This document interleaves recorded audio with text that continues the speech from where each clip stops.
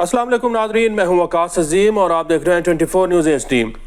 नाजरीन, पाकिस्तान और हिंदुस्तान के दरमियान कशीदगी मुसलसल बढ़ती हुई दिखाई दे रही है और हिंदुस्तान जो है वो अपनी गीदड़ भभकतियों से बाज नहीं आ रहा। कभी हिंदुस्तान की हुकूमत ये दावा करती है कि हम पाकिस्तान के ऊपर एयर स्ट्राइक करेंगे और कभी ये दावा किया जाता है कि पाकिस्तान के ऊपर हम फाइनेंशियल स्ट्राइक करेंगे, यानी कि पाकिस्तान के ऊपर मुआशी और इक़्तिसादी पाबंदियां लगवाने की कोशिश करेंगे। और आज भी भारत की जो वज़ारत ख़ज़ाना है उसके ज़राए से ये ख़बरें चलाई गई हैं कि हिंदुस्तान की हुकूमत अब IMF, वर्ल्ड बैंक और एशियाई तरक्याती बैंक के साथ रब्ता कर रही है और पाकिस्तान को दी जाने वाली जो फंडिंग है, जो फाइनेंसिंग है, वो रुकवाने का मुतालबा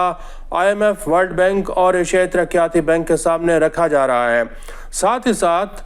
हिंदुस्तान की हुकूमत फाइनेंशियल एक्शन टास्क फोर्स के साथ भी रब्ता करने की कोशिश कर रही है और पाकिस्तान का नाम दोबारा ग्रे लिस्ट में डलवाने के लिए एक मुद्दा, एक केस FATF के सामने भी रखने की तैयारी कर रही है। लेकिन हिंदुस्तान की हुकूमत ये भूल चुकी है कि पाकिस्तान FATF की ग्रे लिस्ट से साल 2022 में निकल आया था, क्योंकि पाकिस्तान ने पूरी दुनिया के सामने अपना मुकदमा जीता था और दुनिया को यह बताया था कि पाकिस्तान ना तो दहशतगर्दों की माली मुआवनत करता है और ना ही दहशतगर्दों के लिए किसी किस्म का कोई नरम गोशा रखता है। नाजरीन, यहाँ पर यह बात बताना बहुत ज़रूरी है कि FATF का जो एक्शन प्लान था वो इंतहाई सख्त था। दुनिया के किसी भी मुल्क को आज तक इतना सख्त FATF का एक्शन प्लान नहीं मिला जितना सख्त एक्शन प्लान पाकिस्तान को दिया गया था, क्योंकि FATF ने पहले 27 पॉइंट्स पाकिस्तान के सामने रखे थे, फिर उसके अंदर 7 मज़ीद जो शराइत हैं वो भी पाकिस्तान के ऊपर आयद कर दी गई थी। इसके साथ साथ 40 टेक्निकल पॉइंट्स थे जो कि FATF ने पाकिस्तान के ऊपर लगाए थे और इन 40 शराइत के ऊपर भी पाकिस्तान ने अमल दरामद करना था। पाकिस्तान ने सितंबर 2022 में 34 FATF के जो नुकात थे उनके ऊपर अमल दरामद करके ग्रे लिस्ट से बाहर निकला और फिर फरवरी 2022 में जो 40 मज़ीद शराइत थी उनके ऊपर भी अमल दरामद किया। अब FATF का जो एक्शन प्लान था उसमें पाकिस्तान ने अक़वाम मुत्तहिदा की करारदादों के ऊपर अमल दरामद किया। अक़वाम मुत्तहिदा की जानिब से जिन तंजीमों को कलअदम करार दिया गया था उनके अकाउंट्स बंद किए गए, उनके बैंक अकाउंट्स फ्रीज़ किए गए, उनके असासे मुंजमद किए गए, उनकी नक़्ल हरकत के ऊपर पाबंदियाँ लगाई गई और उनकी जायदादों को भी ज़ब्त कर दिया गया। पाकिस्तान ने साथ ही साथ जो एंटी मनी लॉन्ड्रिंग कवानीन हैं उनके ऊपर भी सख्ती से अमल दरामद किया और मनी लॉन्ड्रिंग की जो रिपोर्ट थी उसको पूरी दुनिया ने तस्लीम किया कि वाकई पाकिस्तान ने जो वादा किया था उसके ऊपर मुकम्मल अमल दरामद किया है। भारत का FATF के अंदर भी असर रसूख था, लेकिन इसके बावजूद पाकिस्तान अपना मुकदमा FATF में जीत चुका। अब भारत की हुकूमत जो है एक भोंडी हरकत कर रही है और ये कोशिश कर रही है कि इन इदारों के अंदर जो भारतीय नयाद ओहदेदारान बैठे हुए हैं उनको किसी तरह इस्तेमाल किया जाए, उनको सियासी मकासद के लिए इस्तेमाल किया जाए और उनको पाकिस्तान के ख़िलाफ़ इस्तेमाल करके पाकिस्तान के ऊपर इक़्तिसादी और मुआशी पाबंदियाँ लगवाई जाएँ।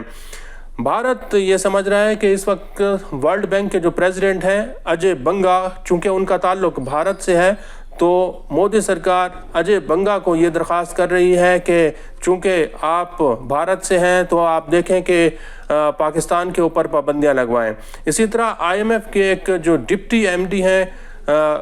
उनका ताल्लुक़ भी भारत से है, तो भारत ये समझता है कि शायद ये जो भारतीय नयाद ओहदेदारान हैं, आला ओहदों पर बैठे हैं, ये इस्तेमाल हो जाएंगे और पाकिस्तान के ऊपर पाबंदियाँ लगवाने के लिए एक राह जो है वो हमवार कर देंगे।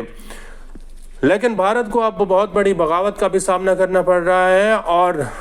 आज ही ये खबर आई है कि मगरबी बंगाल के अंदर पाकिस्तान का झंडा लहरा दिया गया है। मगरबी बंगाल में एक रेलवे स्टेशन के ऊपर 2 नौजवानों ने पाकिस्तान का झंडा भी लहराया और पाकिस्तान जिंदाबाद का नारा लगाया और हिंदुस्तान मुर्दाबाद का नारा लगाया।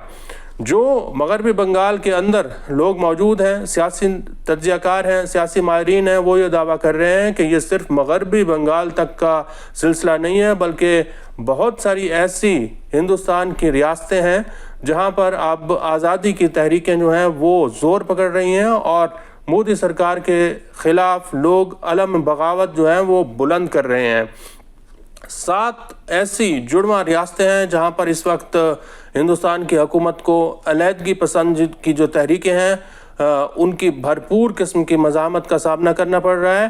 اور اب بنگلہ دیش کے جو مشیر قومی سلامتی ہیں میجر جنرل فضل الرحمان، انہوں نے بھی پاکستان کی حمایت کا اعلان کیا ہے اور یہ اعلان کر دیا ہے کہ اگر ہندوستان کی حکومت نے پاکستان پر حملہ کرنے کی کوشش کی تو ہم یہ ہندوستان کی جو 7 ریاستیں ہیں ان کے اوپر فوری طور پر قبضہ کر لیں گے۔ اب ناظرین آپ کو بتاتے ہیں کہ یہ 7 ریاستیں ہیں کون سی۔ ان میں سب سے پہلے اروناچل پردیش، آسام، منی پور، میگھالیہ، میزورام، ناگالینڈ اور تریپورہ، یہ وہ 7 ریاستیں ہیں جو کہ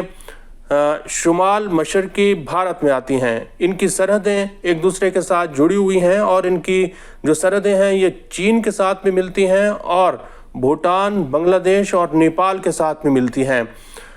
زمینی طور پر یہ ریاستیں ایسا محسوس ہوتا ہے کہ انڈیا سے کٹی ہوئی ہیں، کیونکہ ایک ہی راستہ ہے جو ان 7 ریاستوں کو بھارت کے ساتھ جوڑ رہا ہے۔ اب یہاں پر جو صورتحال ہے وہ انتہائی حساس ہے، کیونکہ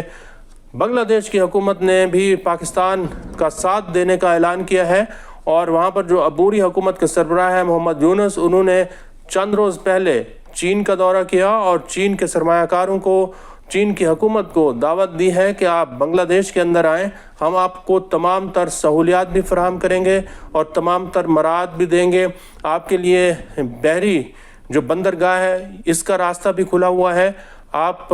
انڈیا کی طرف مت دیکھیں بلکہ بنگلہ دیش میں آ کر اپنی صنعتیں لگائیں، کیونکہ چین کی جو حکومت ہے اس کے تعلقات تجارتی طور پر اور سیاسی طور پر انڈیا کے ساتھ اس وقت کشیدہ ہیں۔ تو چین یہ دیکھ رہا ہے کہ یہ جو 7 ریاستیں ہیں ان کے اندر اپنی سرمایہ کاری کس طرح بڑھائی جا سکتی ہے، اور پھر بنگلہ دیش کی حکومت چین کے لیے یہ بھی پیشکش کر رہی ہے کہ بنگلہ دیش کے جو ہمسایہ ممالک ہیں بھوٹان اور نیپال، وہاں پر چونکہ بہت بڑے آبی وسائل موجود ہیں تو وہاں پر بھی ان ہائیڈرو پاور پروجیکٹس میں سرمایہ کاری چین کے لیے ایک بہت بڑا موقع ہو سکتی ہے۔ تو ہندوستان کی حکومت جو ہے وہ اس وقت بری طرح پھنس چکی ہے اور ہندوستان کی ریاستوں کے اندر پاکستان کے جھنڈے لہرائے جا رہے ہیں اور پاکستان زندہ باد کے نعرے لگ رہے ہیں۔ یہی وہ وقت ہے جب ہندوستان کی حکومت اور مودی سرکار کو ہوش کے ناخن لینے ہوں گے، ورنہ ہندوستان بہت کچھ کھو سکتا ہے۔ آج کے لیے اتنا ہے۔ اس ویڈیو کو آپ کمنٹ سیکشن میں جا کر لائک کر سکتے ہیں اور اپنی رائے کا بھی اظہار کر سکتے ہیں۔ بہت بہت شکریہ۔